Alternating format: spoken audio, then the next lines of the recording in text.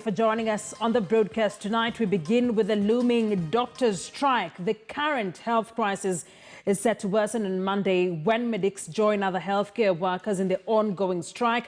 Doctors have announced they will down their tools starting Monday at midnight after the expiry of their 2 weeks deadline. Now, doctors say there has been no headway in attempts to avert the strike by the government.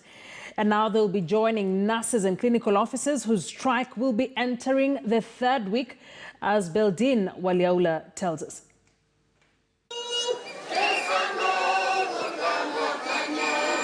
Kenyans should brace themselves for tough time ahead as doctors join other health workers in the ongoing strike starting Monday. The medics say their efforts to strike a deal with the health and labor ministries have failed to materialize. The medics suspended their strike for 2 weeks to give room for negotiations. But so far, things remain as they were. But if the issues are not addressed comprehensively, we would have given enough time. 35 days in total would be enough time to address.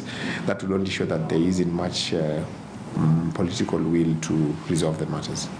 Effective Monday night, medical officers, interns, pharmacists, dentists, medical specialists, and all medical superintendents will not be offering their services to the public.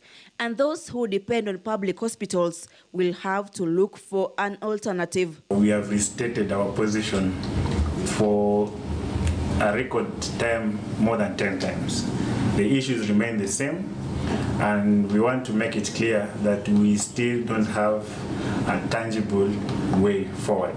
So as we live here, the ball is squarely on the court of the employer. This means the situation will now move from bad to worse because no one will be offering service to patients. For the last 2 weeks, clinical officers and nurses have been on strike, and there is no hope of resolution. We expected that at least there could be a commitment in all the issues as it was presented to them. Our demand have not been met. So to say is that the strike continue. And now religious leaders are calling on the government to act fast to save the health sector from crumbling. Wakati juzi madaktari waliweka vikwazo na kusema tarehe fulani tutagoma. Mimi nafikiria serikali itaondoa mambo ya BBI na kurudia kwa maisha ya binadamu. Lakini hatujaona, hawajajali, mpaka wa leo hawajajali, na watu wamekufa, wamemalizika. Same message coming from Kenya National Union of Nurses Secretary General Seth Panyako. Hatuwezi kukubali kurudi kufa.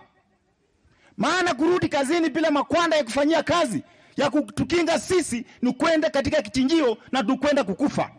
Apart from a risk allowance, the doctors are also demanding for the employment of 2,000 more medics and the provision of a comprehensive medical insurance. Beldin Waliaula, KTN News. Now, it appears county assemblies have already started sharpening their tools in preparation for the